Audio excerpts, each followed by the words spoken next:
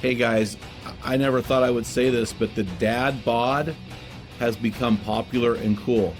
You know, the dad bod may be cool in our soft culture that worships comfort, but it's not cool to God, what the Bible says, and to your longevity. Today we're going to unpack several ways that you can avoid the dad bod and stay healthy and fit and steward your body well.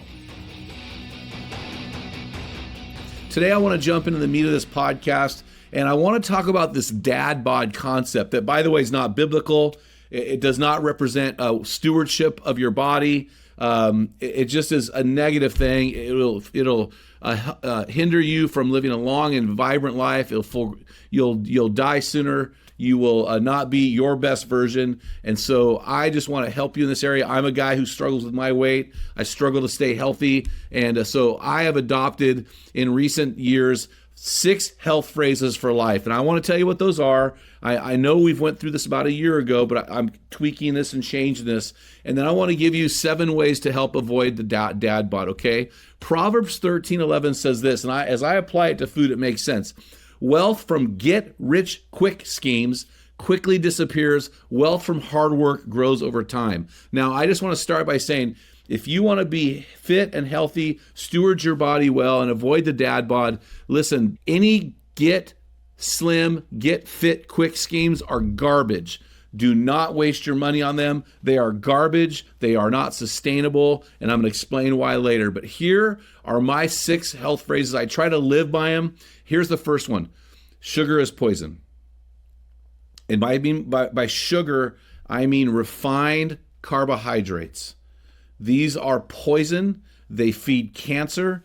We need to avoid these at any cost. Second, strengthen your body through suffering. When I mean strengthen your body through suffering, I mean in a given 7-day work week, you should suffer physically at least 4 of them to benefit your body. So we need to move the needle, right? We can't move the needle 3 out of 7 days. We need to move the needle 4 out of 7 days at least. Now, if you're a beginner in trying to get healthy again, trying to get rid of your dad bod, start with 1 day a week because you weren't doing any before. Do that for a couple months. Then move to 2 days a week. Maybe a year later, get to 3 days a week. Remember, you're in this for the long haul. This is not a get fit fast scheme, right? What happens to a lot of guys, it's April as we're recording this. So all of the New Year's resolution people are gone, and now it's kind of back to the guys that are doing the daily grind of living a fit and healthy lifestyle.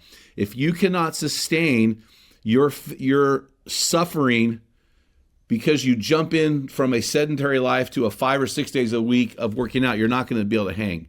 So start slow, ease your way in, but find ways to systematically suffer in an effort to strengthen your body. Number 3, sun is life. Out here in Oregon, we've got 1 week straight of sun. And man, everything has just changed for me. My outlook has changed. My energy has changed. Everything has changed. Man, sun is life. We need that vitamin D in our lives. And if you live in a place that's gray like me out here in Oregon, man, make sure you're taking a multivitamin. Make sure you're taking vitamin D. Make sure you're escaping as much as you can to the sun and just getting your fill because, guys, sun is life. And listen, when it is sunny, get out of your living room and get into the sun. For those of you who live in sunny places, the Southwest, the West Coast, get into places where you can expose your body to sun. Sun is life. Number 4 is sitting is the new smoking. I'm standing at this desk working. This is what I kind of do most of the time. I try to stand 6 hours a day while I work. Tons of benefits. Plus, one of the things I've noticed is a lot of our back problems there because we sit and compress that spinal cord. That is not good for your back. So make sure you stand. Sitting is the new smoking. Number 5, Sabbath is a form of cultural resistance. Man, we are just busy, stressed out. We're on anxiety meds, all these things because we never stop to smell the roses. We never stop to just take a full day off a week and chill. And then 6th and finally is sleep is underrated. I don't care what any of these experts are telling you. I don't care what any of these big alpha guys are telling you. If you, as an adult male over 30, are not sleeping 7 to 8 hours a week, if you, as an adult male who's over 30 years old, are not sleeping 7 to 8 hours a night, you are hurting your body because God designed you to sleep a third of your life. Don't listen to these voices out there bragging about their 4 hours of sleep. They are on an unsustainable journey that you should not listen to. Please avoid taking advice from guys who do not live by biblical principles. So here are 7 food hacks for you to avoid your dad bod. I'm going to move into this realm here. The first one is this. This really helped me. Slow down when you're eating. Have a conversation. Talk to people. Sit down, chill out, slow down. A buddy of mine told me, hey, Jim, put your fork down after every bite, which I don't do that, but I'll tell you what, I wish I did. But slow down when you're eating. The second thing is this. You should be able to see your food. In other words, you should be able to recognize, oh, that's a steak. Oh, that's a fruit. The French fry. What is that? Come on. If you cannot recognize it, you shouldn't eat it. Number 3 is sustainability. Is this something that you can do for life?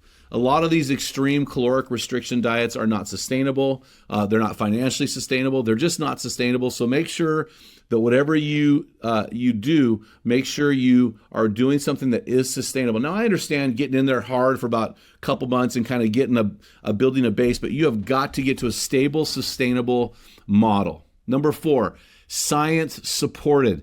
Is there widespread proof over long periods of time that this is indeed the way to eat? And really, it comes down to just a couple things.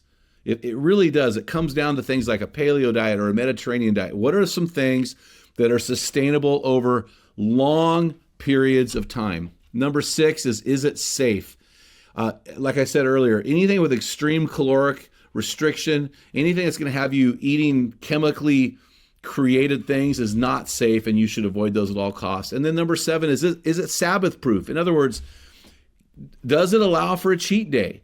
Some of these things, they get on there and you've got to monitor everything. You can't ever cheat.